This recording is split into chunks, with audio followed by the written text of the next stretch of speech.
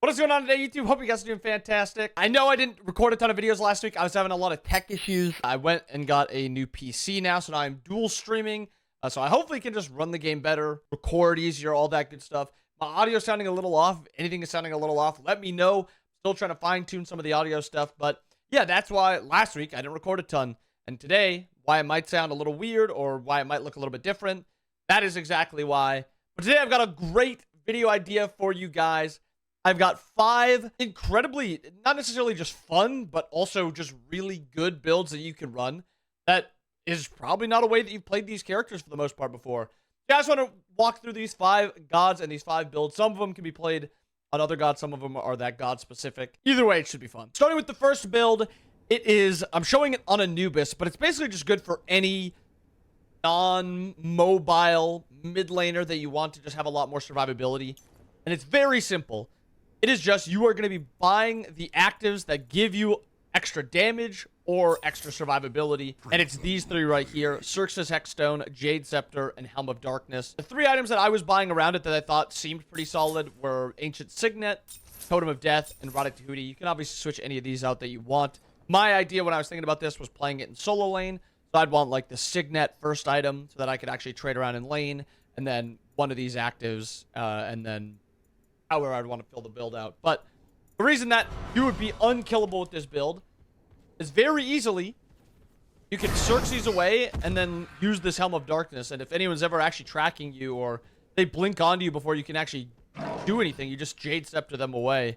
There's a lot of different ways to use it. You could invis in, hit a little combo. Fight's not looking great. Scepter, get out. It's just a really fun way to play something like an Anubis or a Zeus or a Kukulkan and still do a lot of damage and also just be very hard to deal with. This next build, I have to give shoutouts to April 4, the European jungler. He really thinks his build is broken. I think it's really good. I think it's fun. But it is, if you kind of get the ball rolling, it can be very, very good. And a lot of it makes a lot of sense together. Let's quickly kill 3 Ymirs so we can get this number up. So you're sitting at 758 or 757 intelligence. Sitting at 702 intelligence without your 3 active. And the biggest positive of having an item like Necro on a god like Kali is your protections don't really matter that much because your ultimate just gives you an immunity to damage. So you have a lot of intelligence scaling in Kali now with her 3, her 2. Her ultimate even does have strong scaling with intelligence because of how often it hits. And then you can just proc polys really easily. Autoing down, getting a little bit of damage there. Just a whole bunch of damage that most gods aren't going to be able to live through. And if you're hitting a level 20 mid laner, and this is the Ymir obviously, but this is without items. Very easy to just one-shot them. Even if you can't get the fully stacked passive like those 5 skulls, your 3 is still going to do a boatload of damage. And your poly just gives you a lot of extra damage too, even if you have to just jump in. Auto 3, auto 2, auto. Poly's just that broke. Next up, this is by far my favorite one. By far. And it's maybe because I'm a little bit of a Ymir slut. But this one is very simple. It is just Scepter of Dominion with Ymir. It's a very easy combo that you can use that is pretty uncounterable unless they have beads. Even with beads, it's very close. If they have a dash, they'd be able to get out of it. They don't have a dash, though. They're going to be just locked down. So what it is it's freeze, Scepter, auto, and then you ult. And then just like that, that's all there is to it. You freeze, auto once you get 3 points, or once you get 5 points into it. If you're level 5, say, and the enemy Cuckoo's also level 5, the timings would change a little bit. It's obviously only freeze, auto. This isn't going to work because of the timing. So you just have to make sure that you play around it and just kind of waste a little bit more time because you can't auto. The freeze isn't long enough. It's going to be something more like freeze, Scepter, and then you just have to hold your ult a little bit longer. Even there, I didn't time it that well. It's a little bit harder if you don't have, you know, the points into the ult that or into the freeze that you need. But you can still kind of play around it. You can fake that auto and it works out decently well. But that's a very, very fun combo with Ymir. And something that is brand new to this patch is the rework to Totem of Death. And with that, Cerberus can now shred a boatload of protections with Totem of Death, Void, Binding, and then Serb 2.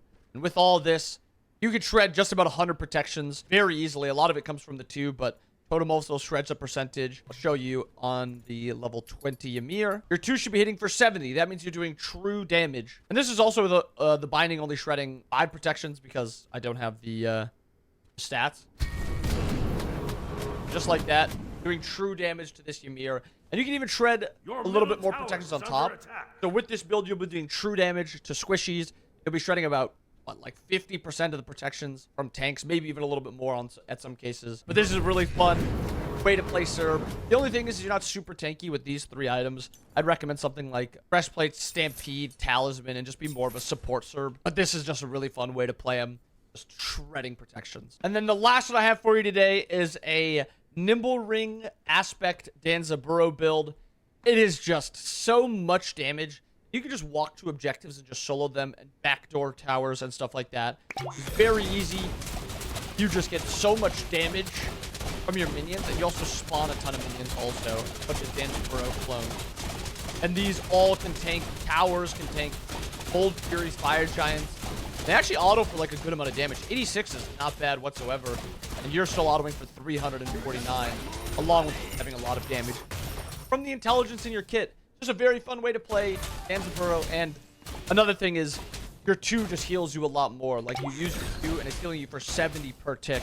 I think it's 4 times. So, about, what, 280 health? But yeah, that's the last one I have for you today. I hope you guys enjoyed the video. Make sure you guys like the video. Let me know, is there any builds that you guys have that you think is really fun, or any of these builds that you're interested in trying? I hope you guys enjoyed. I hope you guys have understood. I'll see you guys again next time.